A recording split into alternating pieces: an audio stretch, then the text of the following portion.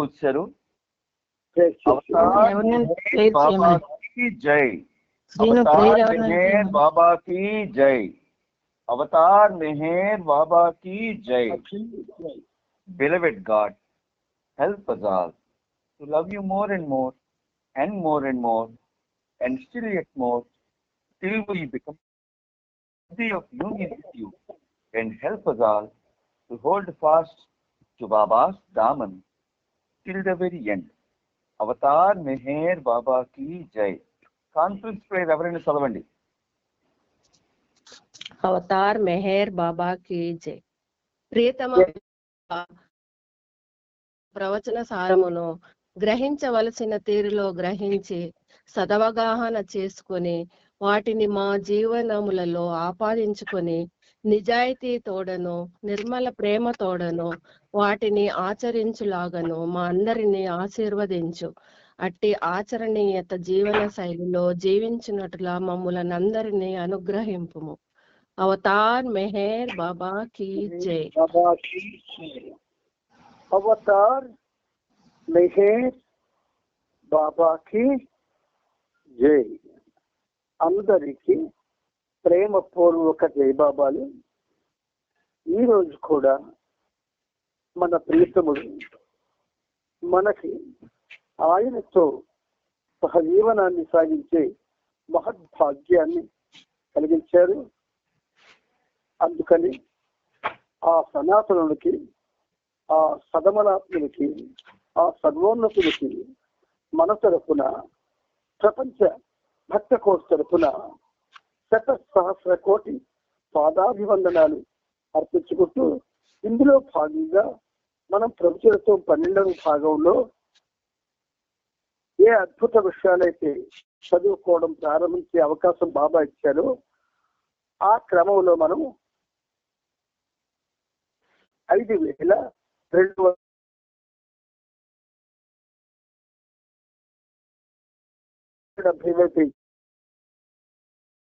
పేరాలు ఆ వెనుకున్న మొదటి పేర నిన్న చదువుకోవడం జరిగింది. అయితే దాని వివరాలు మళ్ళీ రేపు చదువురన్నా బాబా చెప్పిస్తారు అని చెప్పడం జరిగింది. ఇప్పుడు శ్రీబాబు పేరాల ముందు పేరాలు వెనక పేరా చదివిన తర్వాత బాబా వివరాలు చెప్తారు. కానీ నిన్న చదువుకున్న దాంట్లో లాస్ట్ లో వాళ్ళు గానం చేసే దాంట్లో లోతైన అర్థం ఉంటుంది. అందువల్ల మీరంతా కుంకిపాట్లతో జోగకుండా మెలకుగా ఉండాలి అని నిన్నటి వరకు చదువుకున్నాం. తరువాత బాబా ఇలా వివరించారు. ఈ స్థూల భూమిక పైన మనం కేవలం స్థూల విషయాలను చూడడం, అనుభూతి పొందడం, రుచి చూడడం మాత్రమే చేయగలం. చైతన్యానికి సంబంధించి 3 భూమికలు ఉన్నాయి: స్థూల, సూక్ష్మ, మానసిక భూమికలు.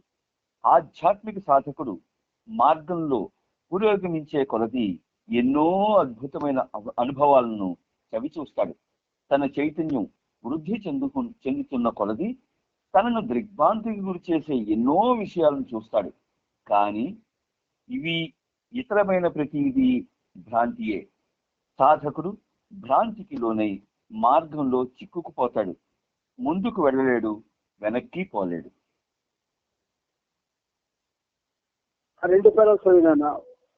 ఆంతరిక భూమికల్లో ఇరుక్కున్న ఒక సత్యాన్వేషి యొక్క ఉదంతాన్ని బాబా వివరిస్తూ, బాహ్య చైతన్యాన్ని కోల్పోయి సాధకుడు ఒక చెట్టు కొమ్మకు 4 ఏళ్ల పాటు వేలాడుతూ ఉండిపోయినట్టు చెప్పారు.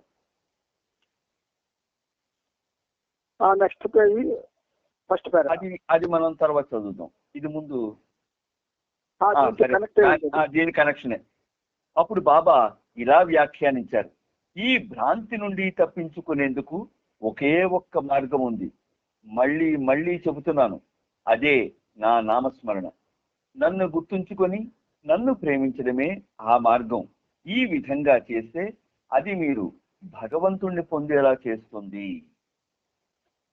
అంటే మన ప్రియతముడు ఎన్నోసార్లు ఆయన నామస్మరణ యొక్క ఔన్నత్యాన్ని మనకు చెబుతూనే ఉన్నారు. ఆయన కానీ నామస్మరణ మీద ఒక విధంగా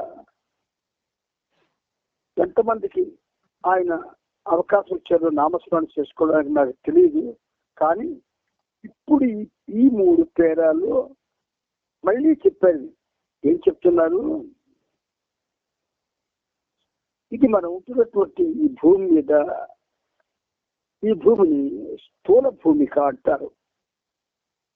అంటే కనిపిస్తుంది, కంటికి కనిపిస్తే స్థూలం అనమాట. అంచేత అందులో మనం ఏం చేస్తున్నాం? చూడడం, స్థూల విషయాలు అనుభవించడం, అనుభూతి చెందడం, రుచి చూడడం మాత్రమే చేయగలం స్థూల వస్తువుల్ని. స్థూలము అంటే అది శాశ్వతం కాదు. చైతన్యానికి సంబంధించి 3 భూమికలు ఉన్నాయి.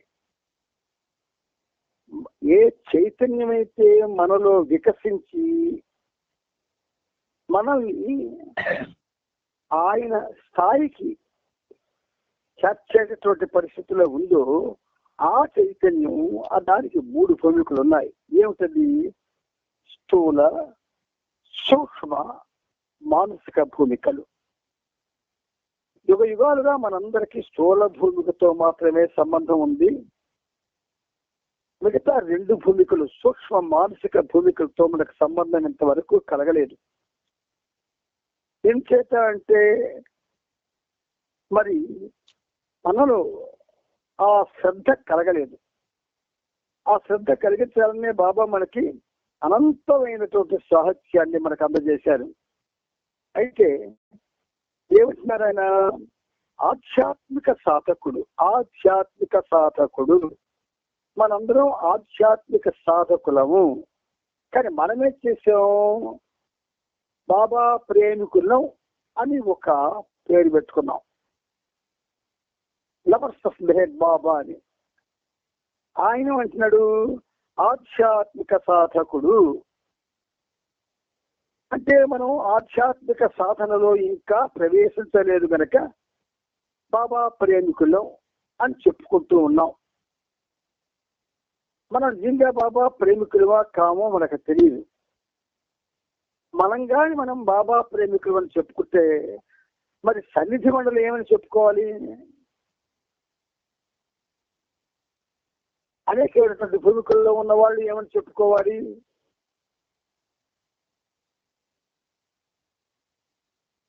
అనేక ఉన్నత భూమికల్లో ఉన్న వాళ్ళు ఏమని చెప్పుకోవాలి?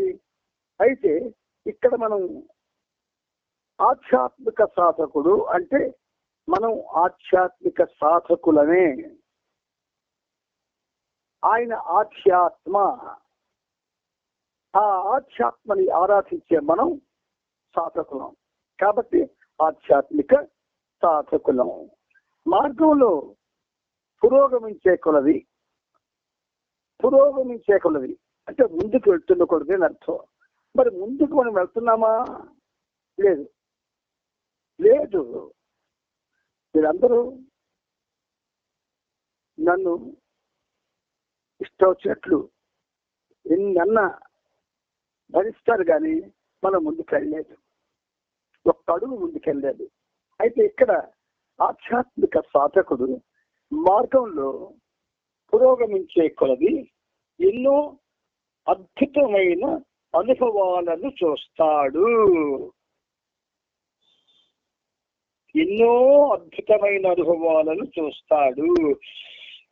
మనం మెహర్ బాబా సజీవంగా ఇప్పుడు ఉన్నారు, అందరి హృదయాల్లో ఉన్నారు, మెహరాబాద్ లో ఉన్నారు. ఎవరెవరైతే ఆయన కోసం తప్పిస్తూ ఉన్నారో వాళ్ళ హృదయాల్లో ఉన్నారు. మన హృదయాల్లో పెద్ద ప్రేమ కూడా నింపాడు ఆయన. ఆ హృదయంలో ఆయన నిద్రపోతూ ఉన్నాడు. ఆయన మనల్ని లేపమన్నాడు. మనం ఆ కార్యక్రమం గురించి ఆలోచనే లేదు మనకే కాదు, తలనరిసిన తాతలకు కూడా లేదు. అంటే జీవనాన్ని పావనం చేసుకోవాలనేటటువంటి ధ్యాస ఇంకా కలగలేదు. అయితే బాబా అంటున్నారు మార్గం, ఆధ్యాత్మిక మార్గంలో పురోగమించే కొలది ఎన్నో అద్భుతమైన అనుభవాలను చవిచూస్తాడు. తన చైతన్యం వృద్ధి చెందుతున్న కొలది తనను దిగ్భ్రాంతికి గురి చేసే ఎన్నో విషయాలను చూస్తాడు. మన చైతన్యం వృద్ధి చెందడం లేదు, మొత్తం మానవులందరినీ. ఇంచేత భౌతికంలో చెప్పాడు కదా ముందే బాబా, చూచుట, అనుభూతి చెందుట, రుచి చూచుట, వీటికి అలవాటు పడతాయి. కాబట్టి మనం ముందుకు వెళ్ళడం లేదు. లేదా బాబా చెప్పినట్టు దిగ్భ్రాంతికి గురి చేసే ఎన్నో విషయాలు చూడలేదు. కానీ ఇతరమైన ప్రతిదీ భ్రాంతియే. ఇంత చెప్పిన ప్రభు దిగ్భ్రాంతికి గురి చేసే ఎన్నో విషయాలను చూస్తాడని చెప్పిన ప్రభు ఇవి ఇతరమైన ప్రతిదీ భ్రాంతి, అవి కూడా భ్రాంతియే అన్నారు ఆయన. అంటే మరి భ్రాంతి కాని పని మనం ఏదో చెయ్యాలి. భ్రాంతికి లోని సాధకుడు మార్గంలో చిక్కుకుపోతాడు. ముందుకు వెళ్ళలేడు, వెనక్కి పోలేడు. ముందుకెళ్ళకపోతే పోలేదు, పర్వాలేదు, వెనక్కి రాకూడదు. వెనక్కి రావడం అంటే మనము వికసించిన చైతన్యంతో వెనక్కి వెళితే ఆయన్ని అవమానించినట్టే. కాబట్టి దీనికి చిన్న ఒక సెషన్ చెప్పారు బాబా. ఆంతరిక భూమికల్లో ఇరుక్కున్న లేదా చిక్కుకున్న ఒక సత్యాన్ని వేసి అతని ఉదంతం గురించి బాబా చెప్తూ బాహ్య చైతన్యాన్ని కోల్పోయి అతనికి బాహ్య చైతన్యం పోయింది. సాధకుడు ఒక చెట్టు కొమ్మకు 4 ఏళ్ల పాటు వేలాడుతూ ఉండిపోయినట్టు చెప్పారు. చెట్టు కొమ్మకు వేలాడుతూ ఉండిపోవడం అంటే ఏమిటో ప్రశ్నండి. అటు బాహ్య చైతన్యంలో ప్రవేశించలేక, దాని దాటి ముందుకు వెళ్ళలేక హ్యాంగింగ్ అయిపోయాడు వాడు. ఒక చెట్టు కొమ్మకు అన్నాడు ఆయన. ఆ కొమ్మ ఏంటి? దివ్యహస్తం. ఆ దివ్యహస్తం అందరికీ అందుబాటులో ఉంది.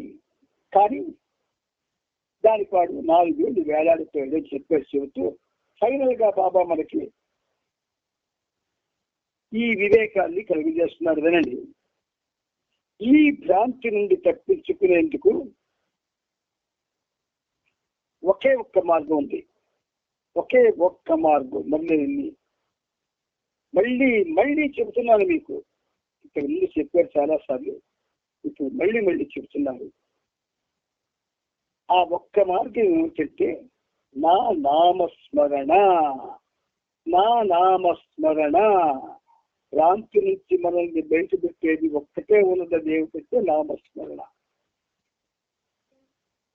ఈ పరుగుట్టు మీ అందరి మీద ఎక్కువ ప్రేమ పెంచుకోవడం చేత 10 సార్లు చెప్పింది చెప్పడానికి ఆయాసపడకుండా, ఏదైనా పడకుండా 10 సార్లు చెప్తుంది పనిముట్టు.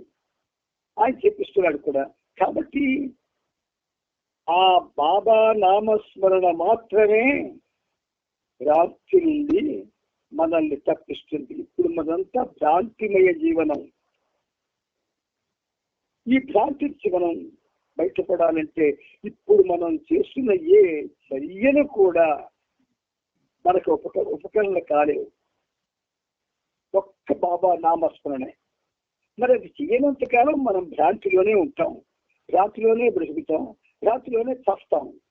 కాబట్టి మళ్ళీ చెబుతున్నాను, నా నామస్మరణ భ్రాంతి నుండి తప్పించడానికి అద్భుతమైనటువంటి ఒక మార్గం. నన్ను గుర్తించుకొని నన్ను ప్రేమించడమే ఆ మార్గం. నన్ను గుర్తించుకొని నన్ను ప్రేమించడమే ఆ మార్గం. నన్ను గుర్తించుకొని నన్ను ప్రేమించడమే. చిన్న ఉదాహరణ చెప్తాను మీకు. ఒక అందమైన స్త్రీ మీద ఒక పురుషుడికి చూడగానే ప్రేమలాంటిది ఏర్పడుతుంది. ప్రేమలాంటిది, ప్రేమ కాదు, అది భ్రాంతి. ఏదో ఇష్టపడినట్టుగా వెంటనే ఆ భ్రాంతికి లోనయ్యేవాడు ఆమె గురించి ప్రతి రోజు ప్రతి క్షణం ఆలోచిస్తూనే ఉంటాడు. అయితే దానివల్ల ఏమొస్తుంది? ఏమీ రాదు. ఇప్పుడు బాబా ఏమిటి? ఆధ్యాత్మిక మార్గంలో ఎంత దివ్య అందం ఉన్నదో ఆ దివ్య అందాన్నంతా తాను పులుముకొని ఆ మహోన్నతమైన అందంతో దిగి వచ్చాడు. అనుక్షణం ఆ రూపాన్ని చూసా భాగ్యాన్ని, ఆ రూపాన్ని చూస్తూ మైమర్చిపోయే అవకాశాన్ని, అలా మైమర్చిపోతూ నామస్మరణ చేసే భాగ్యాన్ని, ఇది మనం ఎవరం కూడా పొందలేకపోతున్నాం. కానీ పాశ్చాత్యులు ఆయన అందానికి పూర్తిగా దాసులైపోయారు. మీకు తెలుసును, మనకన్నా పాశ్చాత్యులు చాలా అందంగా ఉంటారు. కానీ వాళ్ళు బాబాని చూడగానే వెంటనే ఆ అందానికి మోహావేశులై ఆయన్ని పూర్తిగా దాసులయ్యే ఆయనకి మేమేం చేయగలం, ఏ విధంగా ఆయనకి సంతోషపెట్టగలం అని ఆలోచించారు. మనలో ఒక్కరు కూడా ఆ ఆలోచన రాలేదు, అందుకు ప్రయత్నం కూడా చేయడం లేదు. అందుకే చెప్తున్నాం కదా, మనం ఏం చేసినా కూడా మనం భ్రాంతిని దాటలేము. కాబట్టి బాబా నామస్మరణ, ఆ నామస్మరణ చేయడానికి నీకు ఆయన అందం తెలియాలి. ఆయన అందం తెలిస్తే తప్ప మోహావేశానికి గురి కాలేదు. మోహావేశానికి గురైతే తప్ప మీకు తెలియకుండా మీరు నామస్మరణకి గురి కాలేదు. అందుకని ఈ విధంగా చేస్తే అది మీరు భగవంతుడిని పొందేలా చేస్తుంది. నా నామస్మరణ చేస్తే ఆ చర్య భగవంతుని పొందేలా చేస్తుంది అన్నారు. మిత్రులారా, కొంచెం జాగ్రత్తగా అర్థం చేసుకొని మనం ఏం చేస్తున్నాం, ఆయన ఏం చేయమన్నారు అని కొంచెం విచక్షణతో ఆలోచించి ఆయన నామస్మరణ చేసుకొని ప్రతిరోజు కూడా ఆయన్ని చూస్తూ ఆ అందంలో ఉన్న ఆనందం ఏమిటో తెలుసుకుంటూ జీవించడానికి ప్రయత్నం చేద్దాం. దాన్ని ముందుకెళ్ళి సహవాసీయులందరికీ బాబా బ్లూ బస్ ను చూపించారు. శ్రీమండలి ఉండే ప్రదేశాలకు తీసుకువెళ్లారు. మెహరాజాద్లో మెహరామయి తోటను, భవనం మొదటి అంతస్తులోని తన పడక గదిని చూపించారు. అక్కడున్న ఇల్లు, పరిసరాలు ఎంత అందంగా ఉన్నాయో అంటూ ఎవరో అంటుండగా బాబా, నేను అన్ని విధాలైన పరిసరాలను ఒకేలా హర్షిస్తాను. బయట చెట్టు కింద పడుకోవాలన్నా నేనేమి అనుకోను. అలాగే విశాలమైన బంగ్లాలో ఒక అందమైన గదిలో ఉండడానికి కూడా ఏమీ వెనకాడను. ఇప్పుడైతే మీరంతా ఇక్కడ చక్కగా సదుపాయంగా ఉన్న ఏర్పాట్లను గమనిస్తున్నారు. కానీ పాత రోజుల్లో మెహరాబాద్లో నేను చాలా కఠినమైన జీవితాన్ని గడిపాను. వేల కొద్ది మైళ్ళు కాలినడకన కొంత, బస్సుల్లో రైల్లో కొంత జీవితం గడిపి మిగతాది రైల్వే ప్లాట్ఫామ్ మీద గడిపాను. ఒకసారి గుజరాత్లో ప్రయాణం చేస్తుండగా ఒక దొంగ పోలీసుల నుండి తప్పించుకునేందుకు నా ప్రక్కకు చేరి నా దుప్పట్లోకి దూరి నిద్రపోతున్నట్టు నటిస్తూ నా ప్రక్కనే పడుకున్నాడు. సహవాసీయులంతా తిరిగి మెహరాబాద్ వెళ్ళారు. మధ్యాహ్నం 2 గంటలకు బాబా మెహరాబాద్ చేరుకున్నారు.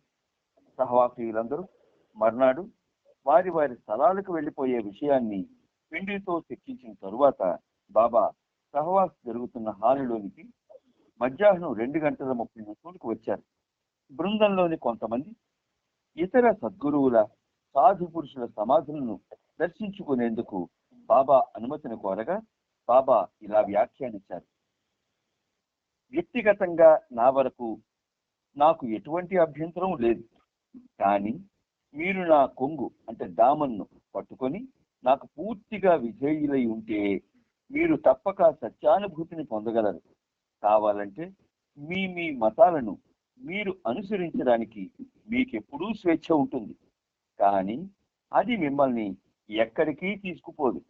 ఆధ్యాత్మికత అనేది పూర్తిగా భిన్నమైన విషయం. ప్రభు గురువు పాదాల కింద ధూళిగా మారితే తప్ప సాధకునికి ముక్తిని పొందే అవకాశం లేదు. ఇదొక చాలా అద్భుతమైనటువంటి మెసేజ్. బృందంలోని కొంతమంది ఏం చేశారు, ఇతర సద్గురువుల సాధు పురుషుల సమాధులను దర్శించుకునేందుకు బాబాని అనుమతి అడిగారు. ఇతర సద్గురువుల సాధు పురుషుల సమాధులు. అప్పుడు దాన్ని ఎలా వ్యాఖ్యానించారు బాబా? వ్యక్తిగతంగా నా వరకు నాకు ఎటువంటి అభ్యంతరం లేదు, వ్యక్తిగతంగా అన్నారు బాబా. Is not individual. ఆయన వ్యక్తి కాదు, మహాశక్తి. ఆ మహాశక్తి మానవ రూపంలో ఉంది గనక బాబా ఏమన్నారు? వ్యక్తిగతంగా అన్నారు. వ్యక్తిగతంగా నా వరకు నాకు ఎటువంటి అభ్యంతరం లేదు. మీరు చదవడం అంటే ఇలా తెలుసుకోవడం, ఇలా తెలుసుకున్నప్పుడే మీ చదువులో ఉన్నటువంటి రహస్యాలు మీకు తెలుస్తాయి. అప్పుడే మార్గం కనిపిస్తుంది. కానీ మీరు నా కొంగును పట్టుకొని మీరు పూర్తిగా నాకు విధేయులై ఉంటే మీరు తప్పక సత్య అనుభూతిని పొందగలరు. సత్యానుభూతిని పొందగలరు అంటే ఇవన్నీ తిరిగితే అటువంటి అనుభూతి కలగదని అర్థమే కదా. కావాలంటే మీ మతాలను మీరు అనుసరించడానికి మీకు ఎప్పుడూ స్వేచ్ఛ ఉంటుంది. ఎంత ప్రేమ చూడండి మన మీద. దేవాది దేవుడు ఆ విశాఖపట్నంలో సన్యాసాల ఇంట్లో ఆయన రాయించిన గీతం ఒళ్ళు చల్లు అంటుంటుంది ఒకసారి. దేవాది దేవుడు మేహరుడు పరమానంద పరమానంద సాగరుడు ప్రియతముడు.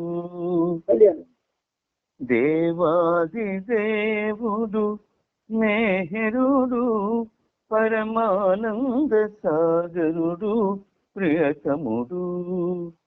చూడండి, నాకేం తెలుసు, ఈ పనిముట్టుకి ఏం తెలుసు? ఆయన దేవాదేవుడని పరమ ఆనంద సాగరుడని ఏం తెలుసు? ఎవరి కోసం రాయించాడు? రే,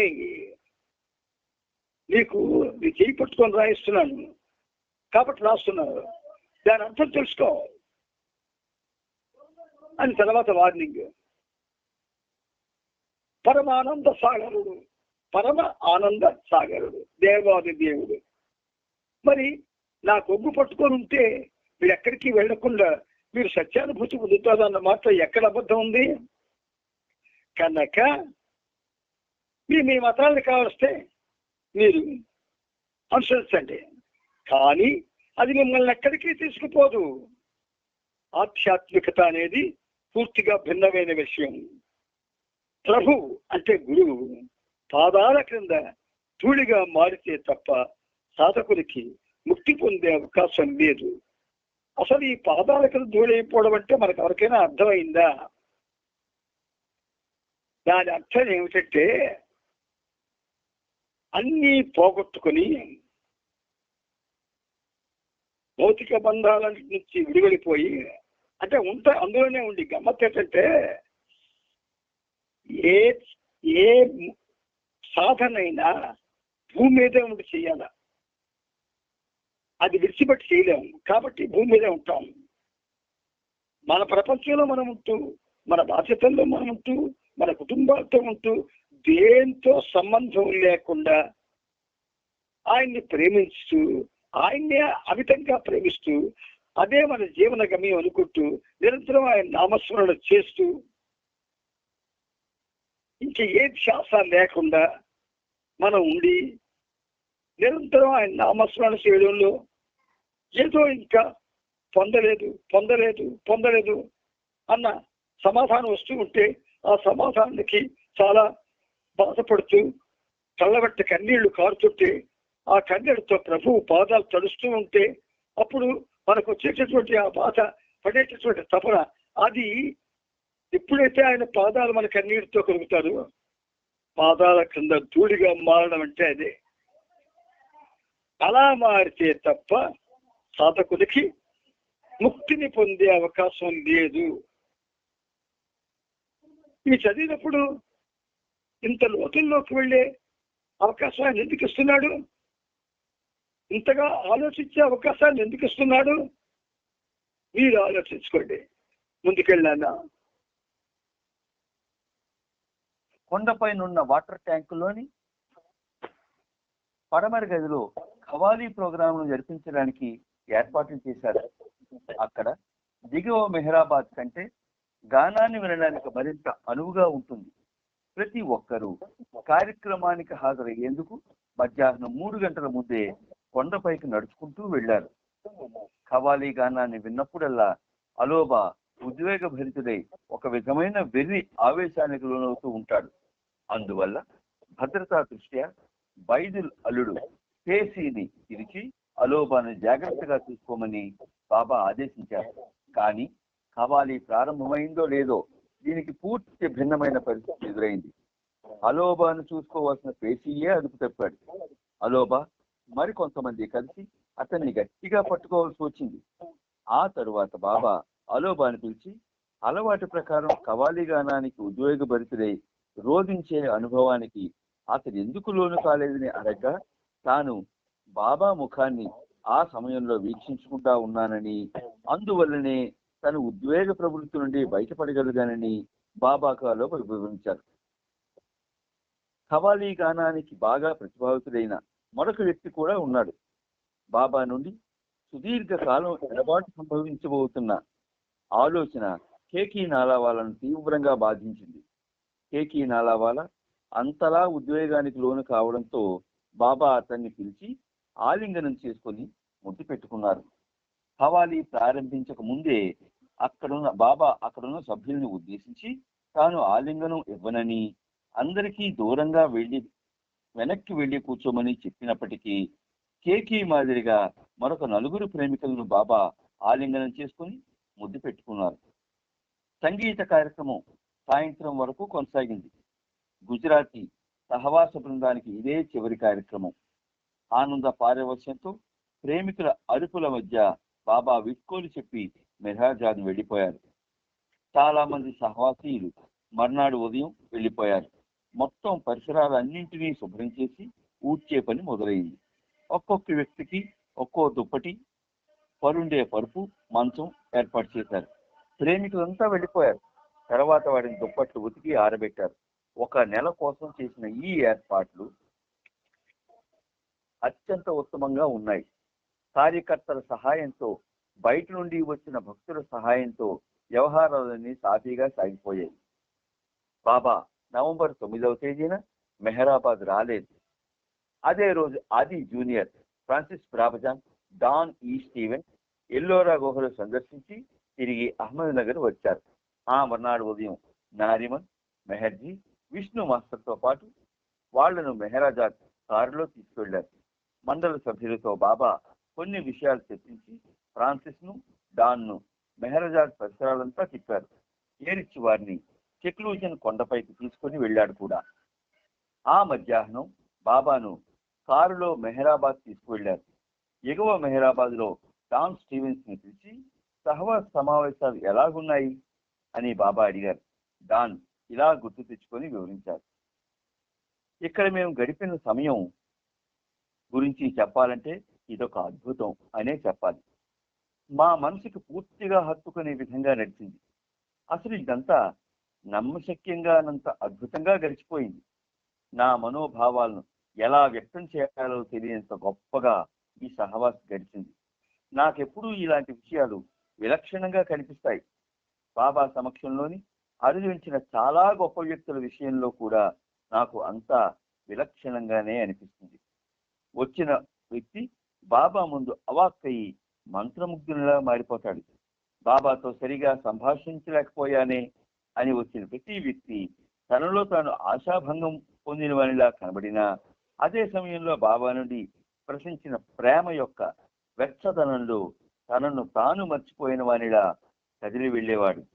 అయినా ఇట్టి మానసిక స్థితిని బాగా స్థిమితంగా ఉన్న వ్యక్తి కూడా మాటల్లో చెప్పలేడు.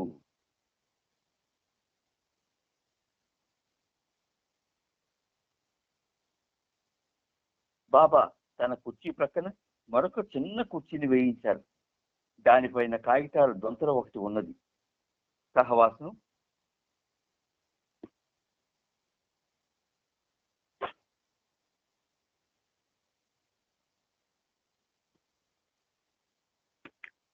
గురించి డాన్ యొక్క స్పందనను విన్న తర్వాత బాబా ఆ కుర్చీ పైన కాగితాలను తెమ్మన్నారు. ఏరిచ్ వాటిని బాబాకు అందివ్వగా బాబా వాటి నుండి కొన్ని కాగితాలను బయటికి తీయసాగారు. అప్పుడు ఏరిచ్ వివరిస్తూ, వివిధ ప్రదేశాల్లో జరిగిన బహిరంగ సమావేశాల్లో బాబా ఇచ్చిన సందేశాలు, ప్రకటనలు బాబా ఇప్పుడు తెచ్చించారు. వాటిలో కొన్ని మిగతా వాటి కంటే చాలా పెద్దవిగా ఉన్నాయి. అన్నింటినీ ఒక చోటికి సేకరించడమైనది. కానీ ఇప్పటికీ ఇంకా వీటిని ఎక్కడా అచ్చువేయించి ప్రచురించలేదు. వీటిని నీవు చదివి అవసరమైన సవరణ చేసి గతంలో గాడ్ స్పీచ్ గ్రంథాన్ని నీవు ఎడిట్ చేసినట్లే వీటిని కూడా పరిశీలించి ఉచితమని తోచిన రీతిలో వీటికి తగిన రూపం కల్పించి వినియోగించమని, అవసరమైతే చిన్న పుస్తకంలా తయారు చేసి గాడ్ స్పీచ్ ప్రచురణ తరువాత ఈ పుస్తకాన్ని కూడా ప్రచురించమని బాబా నీ నుండి ఆశిస్తున్నారు. తన పట్ల బాబా అంతటి విశ్వాసాన్ని ఉంచినందుకు ఎంతో పొంగిపోయిన డాన్, అలాగే నేను ఈ పని తప్పక చేస్తాను, నాకు ఇది సంతోషకరమైన విషయం కూడా అని వెంటనే సమాధానం ఇచ్చాడు. బాబా వ్యాఖ్యానిస్తూ, వాస్తవానికి దీనిని నీవు ఏదో ఒక రూపంలోకి తేవచ్చు, పూర్తిగా నీ చేతుల్లోకే వదిలిపెడుతున్నాను. ఈ సహవాసులో నీవు పొందిన అనుభవాల వర్ణనతో పాటు నీవు ఈ సందేశాలను పుస్తక రూపంలో ప్రచురించు అని చెప్పారు. డాన్ స్టీవెన్స్ సరేనని తల ఊపాడు. బాబా ఇంకా చెబుతూ, ఇలా చేయడం నీకు నచ్చితే సమావేశాల్లో వ్రాసిన వ్రాత ప్రతులను నీకు అందేలా ఏర్పాటు చేస్తాను. నీవు ఇక్కడి సంఘటనల వర్ణనలను వాటికి జత చేయొచ్చు అని అన్నారు. ఇది అద్భుతమైన ఆలోచనలా కనిపిస్తోంది బాబా అని డాన్ అన్నాడు. ఏమైనా ప్రశ్నలు తలెత్తితే నీవు వాటిని రంజు అబ్దుల్లాను గాని బాలునాథ్ను గాని అడిగి తెలుసుకోవచ్చు అని బాబా చెప్పారు. ఈ చర్చల ఆధారంగానే ప్రెజెంట్ హ్యూమానిటీ, మానవాళికి సందేశం అనే గ్రంథం వెలువడింది. చూసావా నాన్న, ఈ సహవాసులు ఎన్నైతే జరిగాయో ఆ సహవాసుల్లో ఎలాంటి పరిస్థితులు అక్కడ ఉన్న వాళ్ళు పొంది ఆనందానుభవానికి, ఆనంద ఆవేశానికి గురయ్యారు. ఆ సమావేశాలు ఎలా ఉన్నాయి, ఆ సమావేశాలు ఎలా పోయారని డాన్ అడిగితే ఆయన అడుగుతూ ఒక పేర చెప్పాడు. పేర చెప్తే బాబాయ్ ఇచ్చారు, ఆడ కుర్చీ మీద దాన్ని రెడీ చేసి ఇచ్చాడు. ఆయన ఏమిటవి ఆ కాగితాలు, ఏమిటవి?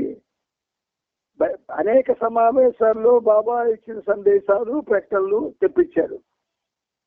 వాటన్నిటినీ నీకు ఉచితమైన రీతిని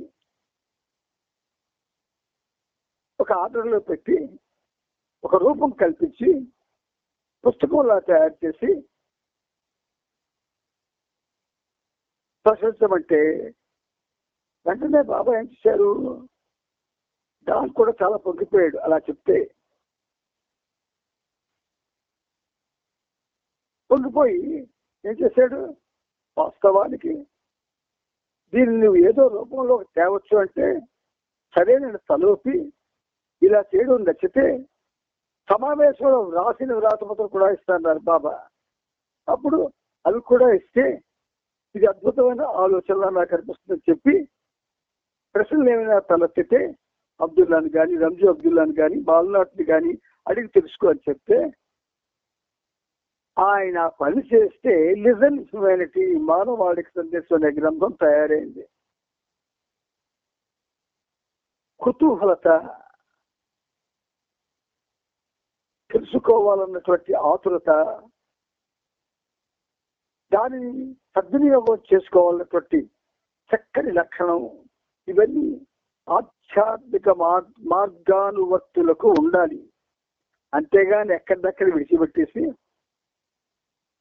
ఏదో ఎక్కడున్నది అక్కడే వదిలేసి మామూలుగా ఫ్రెష్ అయిపోతే వాళ్ళు ఆధ్యాత్మిక మార్గానువర్తులు కాదు, భౌతిక మార్గానువర్తులు అవుతారు. అది మనకు తెలియడం కోసం డాన్ చేత పని బాబా చేయించారు. ముందుకెళ్ళాను.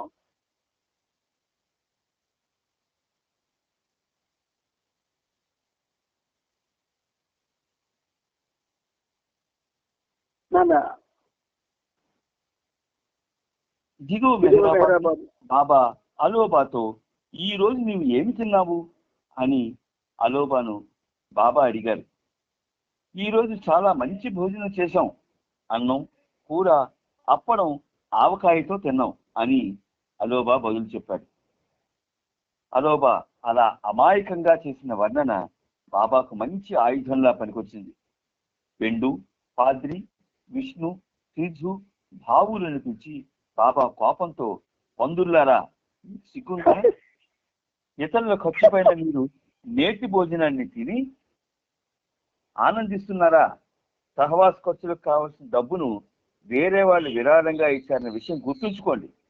ఎప్పటి మాదిరిగానే మధ్యాహ్నం పూట అన్నము, పప్పు, అలాగే రాత్రిపూట చపాతీ, కూర మాత్రమే మీరు తినాలి, వేరే ఏమీ తినడానికి వీల్లేదు అని వాళ్ళపైన ఇచ్చారు.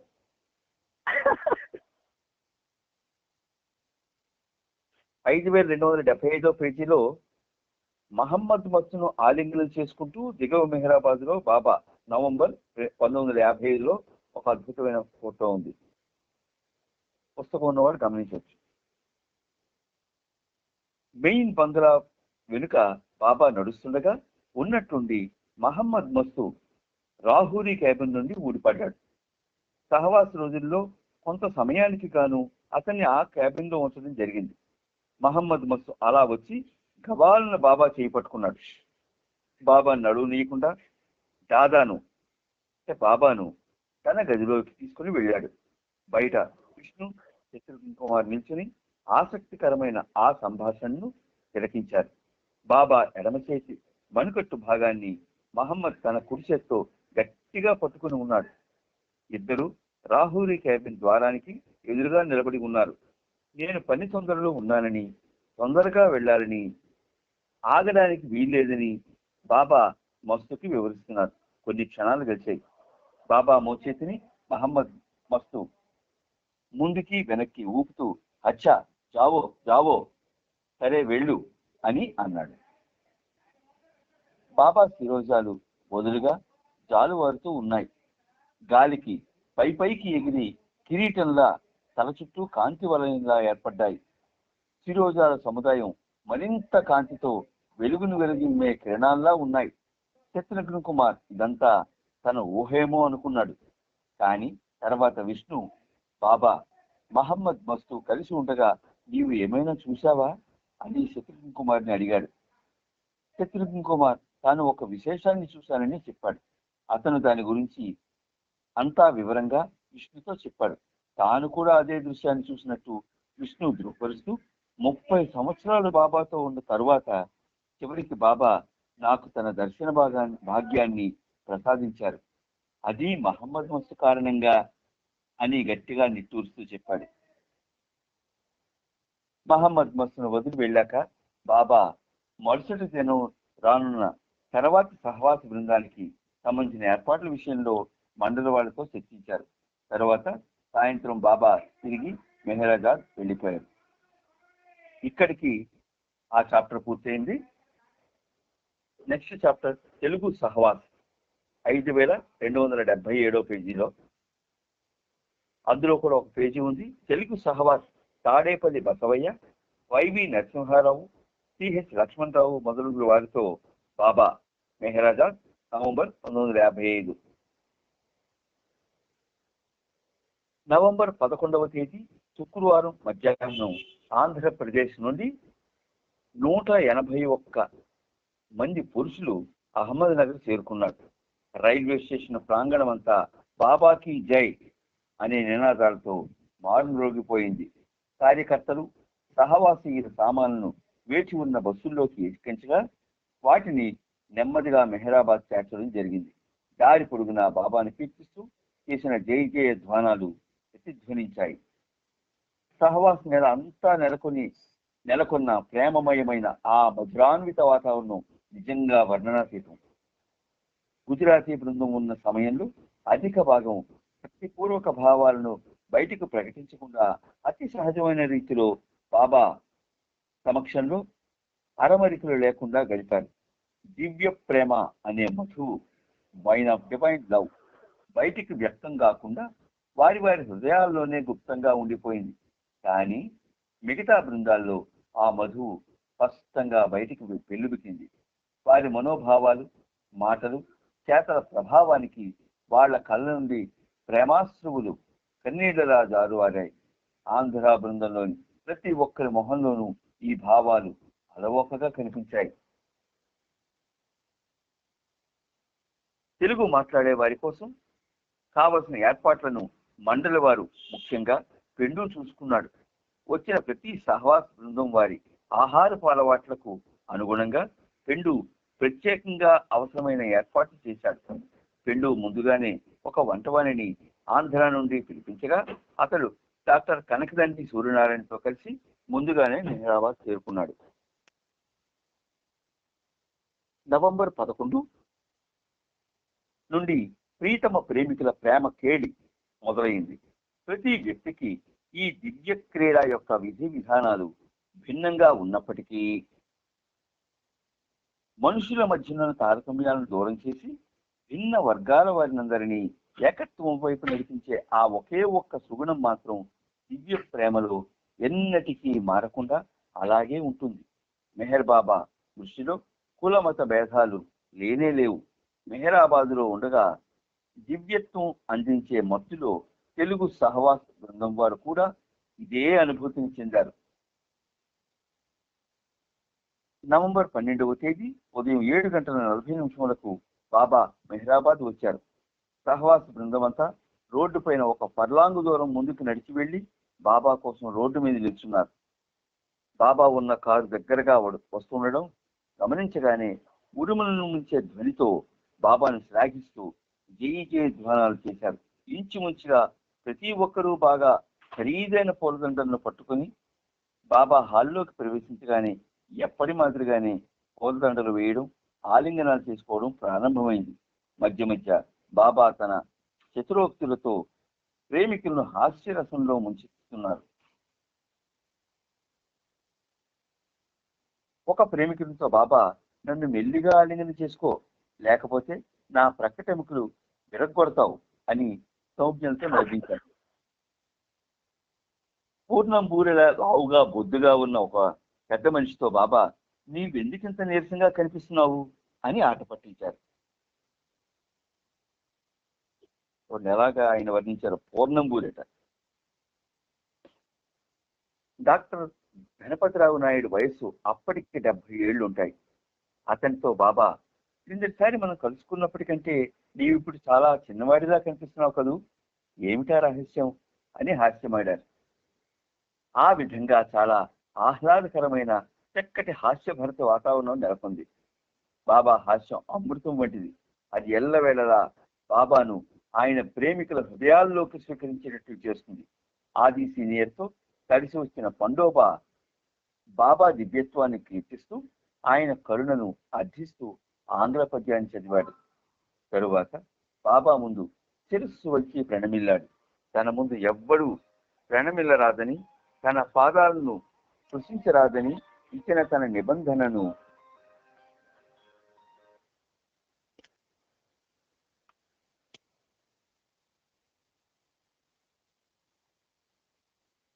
మరొకసారి బాబా అతని గుర్తు చేశారు. హాలులోని వారికి బాబా ఖండోబాను పరిచయం చేస్తూ అతడు ప్రేమాస్త్రం నుండి ఉన్న తన పాత ప్రేమికులని గుర్తు చేశారు. కుప్పుస్వామి కాషాయ రంగు కఫ్నీలో కనిపించగా బాబా, నీవు ఎప్పటి నుండి కఫ్నీ వేసుకోవడం మొదలు పెట్టావు అని అడిగారు. ఈ ఒక్క సందర్భం కోసమే వేసుకున్నాను కఫ్నీ అని అతడు సమాధానం ఇచ్చాడు. అప్పుడు బాబా, మనం ఈ కాషాయ రంగుతో మన హృదయాలను శుభ్రపరచుకోవాలి కానీ కేవలం బాహ్యంగా ఈ రంగు దుస్తులను ధరించడం చేయకూడదు అని నొక్కి చెప్పారు.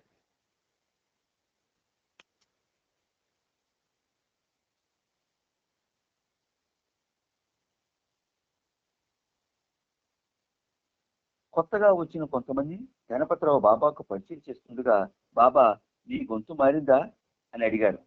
అతడు కట్టుడు పళ్ళు పెట్టించుకున్నాడు అని ఎవరో గట్టిగా అరిచారు. మలబార్ నుండి వచ్చిన ముగ్గురు కొత్త వాళ్లను దండలు లేకుండా రావడం చూసి కృష్ణాజీ వాళ్ళను బాబాకు పరిచయం చేస్తూ, వీళ్ళు మత ధర్మాలను పాటించే వ్యక్తులు కారు, మీ వంటి వారి మెడలో పూలదండలు వేయడంలోని విశిష్టతను గురించి వీళ్లకు తెలియదు అంటూ విమర్శించాడు.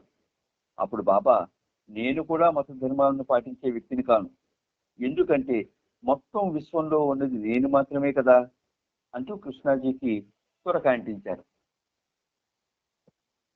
దండలు తీసుకురాని మరికొంతమంది పశ్చాత్తాపంతో సతమతమవుతున్నారు.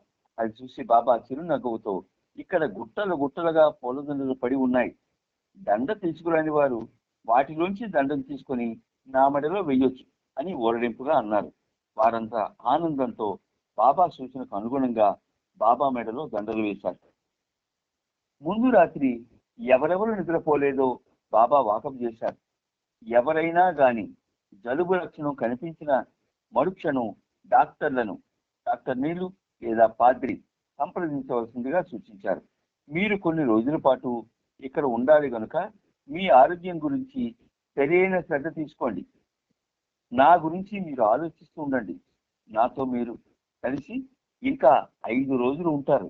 మనమంతా ఎటువంటి ఆరమరికలు లేకుండా సొంత ఇంట్లో ఉన్నట్లుగా ఉండాలి. కుటుంబం, ఇల్లు, హోదా అన్నీ మర్చిపోయి సాధ్యమైనంత వరకు నా సాన్నిధ్యాన్ని అనుభవిస్తూ ఇక్కడ మీరంతా ఉండాలి. మీ కష్టాలు, ఆందోళనలు అన్నింటినీ పూర్తిగా మర్చిపోండి. ఇక్కడ ఉన్నంత కాలము మీ ఇళ్లను గురించి ఆలోచించకండి అంటూ బాబా చెప్పారు.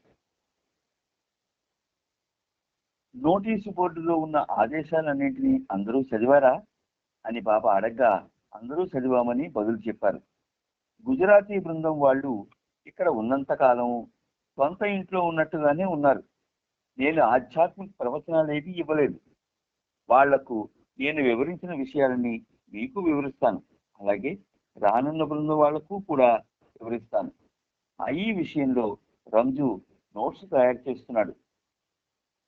మనకు శరీరాలున్నాయి, వాటికి అన్ని రకాలైన వ్యాధులు సంక్రమించే అవకాశం ఉంది.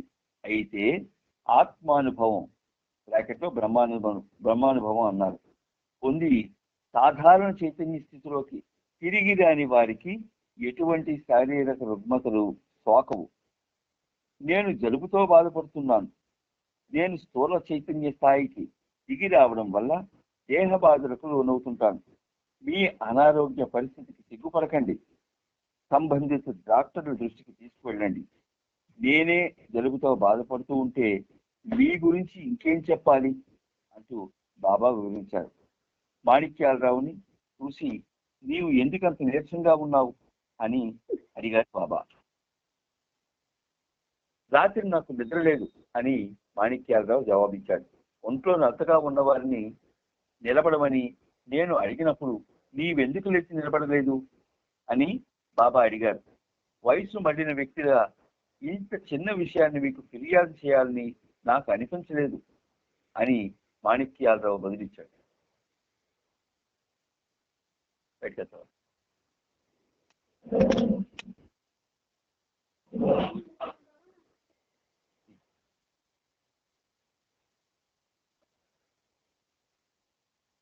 శరీరం ఉంటే బాధలు తప్పవు, సహజం. అవతారుడు సైతం బాధపడతాడు. అవతారుడు కూడా బాధల వలన ప్రభావితుడవుతాడనే విషయాన్ని పాశ్చాత్యుల మొదట్లో అర్థం చేసుకోలేకపోయారు. ఇంగ్లాండ్లో జరిగిన సంఘటన గురించి బాబా మరొకసారి చెప్పించారు. ఎముకల కొరికే చలిలో తనను పలుచని సాధ్రా ధరించి ఉండగా ఫోటో తీయడానికి పాశ్చాత్య ప్రేమికులు చలిలో నిలబెట్టారు. భగవదవతారం కదా, అందువల్ల ఆయనకు ఎటువంటి వ్యాధి సోకదనుకొని పాశ్చాత్యులు అలా బాబాను చలిలో నిలబెట్టారు.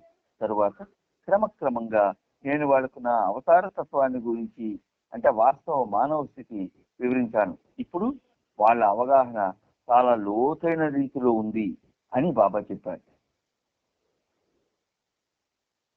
తనకు 1952 సంవత్సరంలో జరిగిన కారు ప్రమాదం గురించి బాబా గుర్తు చేశారు. అమెరికాలో కారు ప్రమాదం తర్వాత నా కాలికి ప్లాస్టర్లు వేశారు. అవతారులనై ఉండి కూడా నేను ఆ ప్రమాదాన్ని జరగకుండా ఎందుకు నివారించలేకపోయాను, లేదా ఆ ప్రమాదం గురించి ముందుగా నాకు తెలియదా అనే విషయాన్ని ఏ ఒక్కరూ ఒక్క క్షణం కూడా విస్మయం చెందలేదు. కానీ దీనికి భిన్నంగా నా పట్ల వారికి ఉన్న ప్రేమలో ఏమాత్రమూ చెల్లించకుండా స్థిరంగా ఉన్నారు. అదే సమయంలో డాన్ స్టీవెన్స్ నన్ను అమెరికాలో కలిశాడు. అవతారుడు ఆ విధంగా ఎందుకు గాయపడ్డాడన్న విషయాన్ని గురించి డాన్ కూడా ఏమీ చెప్పలేకపోయాడు. కృష్ణుడు తన కాలికి తగిలిన శరాఘాతం కారణంగానే మరణించాడు. అవును, ఇది యథార్థం. డాన్ చూసి బాబా నా కాలికి ఎందుకు ప్లాస్టర్ వేశారన్న విషయాన్ని గురించి నీవెప్పుడైనా ఆలోచించావా అని అడిగారు. బాబా, నీ కాలు గురించి నేను ఎప్పుడూ ఆలోచించలేదు, కానీ నీవు ఎవరినని చెబుతున్నావో అది నీవేనా అని నేను తరచూ ఆశ్చర్యపోతూ ఉంటాను అని డాన్ సమాధానం ఇచ్చాడు. బాబా ఇలా వివరించారు, అంతటా ఉన్నది నేను మాత్రమే. ఇది కొంచెం స్లోగా చదువు. అంతటా అన్నింటా వ్యాపించి ఉన్నది నేను మాత్రమే అని నా దివ్యాధికారంతో చెబుతున్నాను. ఈ సృష్టిలోని ఏకైకుడిని, ఓన్లీ వన్, నేను అని అర్థం. ఈ మాటలకు మీరు ఒక పండితుడిని నుండో లేదా ఒక వేదాంతి నుండో వచ్చినవిగా వ్యవహరించకండి. పదే పదే జై జై అంటూ మీరు మీ సమయాన్ని వృధా చేసుకుంటున్నారు. 5 రోజుల క్రితం సాకోరి నుండి గోదావరిమై ఇక్కడికి వచ్చినప్పుడు నేను ఇదే విషయాన్ని చెప్పాను. నేను పురాణ పురుషుణ్ణి, సనాతుడిని, ఏకైకుణ్ణి. నా నామాన్ని సదా జపించమని, నన్ను గురించే ఆలోచించమని, నన్ను నిరంతరం జ్ఞప్తి యందు ఉంచుకోమని నేను ఆమెకు చెప్పాను.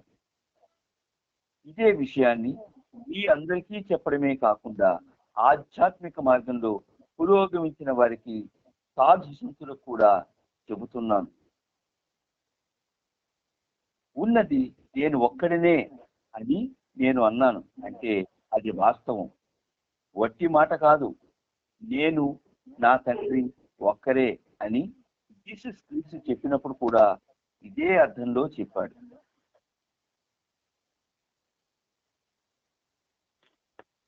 ఏ బాబా చెప్పండి.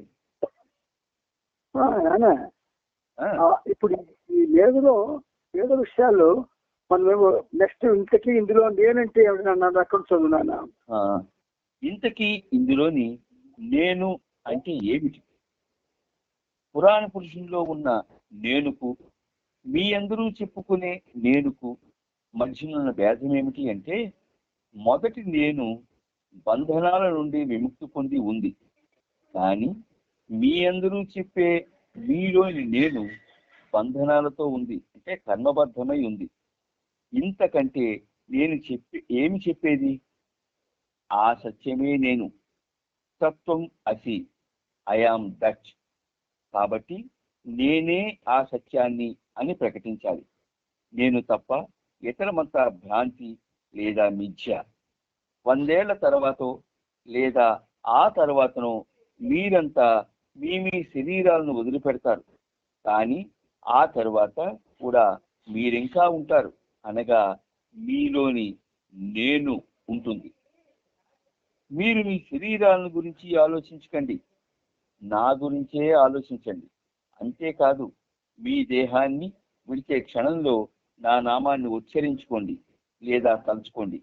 మీరు చూసే ఈ భౌతిక దేహం నా నిజస్థితి కాదు. మీరు ఇప్పటికీ నా నిజ స్వస్వరూపాన్ని, రియల్ సెల్ఫ్ అంటే నా నిజస్థితి దర్శించవలసి ఉంది. నా నిజ రూపాన్ని దర్శించినప్పుడు మీ కర్మబంధాలన్నిటి నుండి మీరు విముక్తులవుతారు.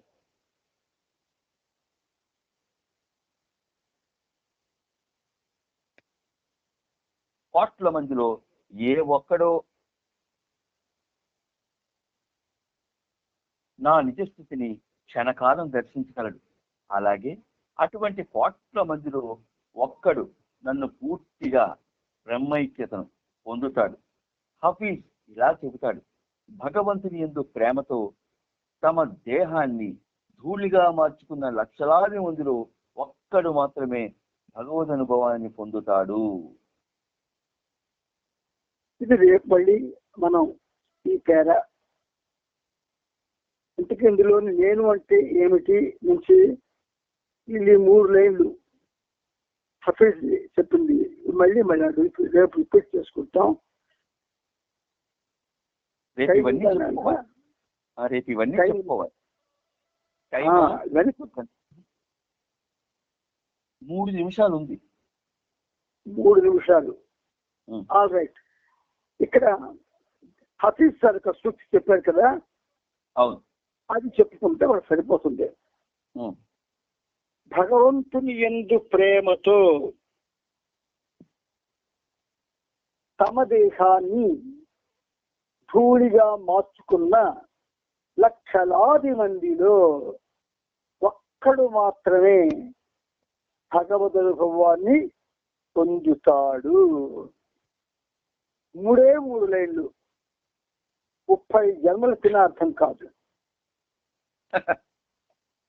భగవంతుని యందు ప్రేమ, మానవ రూపంలో ఉన్న భగవంతుడు అప్పుడు ఇప్పుడు మెహర్ బాబాయే. ఆయన భూమి మీదకి మానవ రూపంలో వచ్చిన తరువాత ఆయనే సంపూర్ణ మానవుడు, సంపూర్ణ భగవంతుడు. పూర్ణమదం పూర్ణమిదం పూర్ణాత్ పూర్ణముదచ్యతే. ఆయన నాడు నేడు ఎప్పుడు ఉంటున్నాడు. ఆయన సర్వకాల సర్వావస్థల్లో కూడా ఆ ఉన్నవాడు సర్వకాల సర్వావస్థల్లో, సర్వయుగాల్లో, చతుర్దశ భువనాల్లో, అవతారులందరిలో కూడా,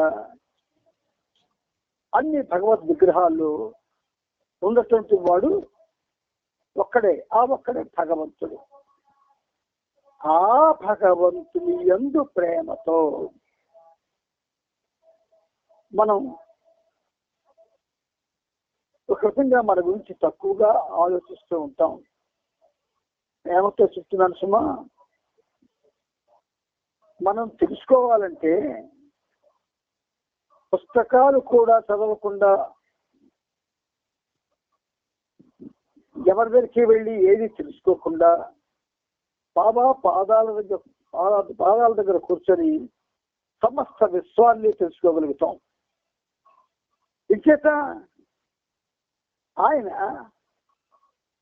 మనకి కనిపించడం కోసం ఆ రూపాన్ని ధరించాడు తప్ప ఆయన ఆ రూపంలో లేడు. సర్వే సర్వత్రా నిండి ఉన్నాడు. అందుచేత ఇక్కడ హఫీజ్ సూచనలు చాలా లోతుగా ఉంటాయి. ఆ భగవంతుని యందు ఎవరైతే సర్వకాల సర్వావస్థల్లో కూడా ఉంటాడు, సర్వే సర్వత్రా నిండి ఉంటాడు, ఎవడైతే ఆది నుంచి కూడా ఉన్నాడు, మళ్ళీ సృష్టి నాశనం వైపు వరకు ఉంటాడు, ఆ ఒక్కడే మెహర్ బాబా, అతడే భగవంతుడు. అందుచేత ఆ భగవంతుని యందు ప్రేమతో హఫీజ్ సామాన్యమైన కవి కాదు, సత్యకవి. నేను ఎవరైనా అడిగినా అలాగే చెప్తాను, సత్యకవి అయినా. అందుచేత భగవంతుని యందు ప్రేమతో తమ దేహాన్ని ధూళిగా మార్చుకున్న లక్షలాది మందిలో ఒక్కడు మాత్రమే భగవద్ అనుభవాన్ని పొందుతాడు. లక్షలాది మందిలో ఒక్కడు. తన దేహాన్ని ధూళిగా మార్చుకున్న వారికి మాత్రమే అవకాశం. తన గురించి తాను ఇరుకుతో ఉంటే వాడు కాలేడు. అందుకే లక్షలాది మందిలో ఒక్కడు మాత్రమే భగవద్ అనుభవాన్ని పొందుతాడు. చాలా అద్భుతమైన బాబా హఫీజ్ యొక్క సూక్తిది. మనం ఈ పురాణ పురుషులో ఉన్నది మళ్ళీ, కానీ ఈ బంధనాల నుండి చాలా మళ్ళీ రేపు చదువుకున్నప్పుడు అవి వివరించుకుందాం. టైం అయిపోయింది కదా నాన్న? అయిపోయింది. అవతార్ జై. అందరికీ జై బాబా అండి. అవతార్ మెహర్ బాబా. అందరికీ జై బాబా. అందరికీ జై బాబా.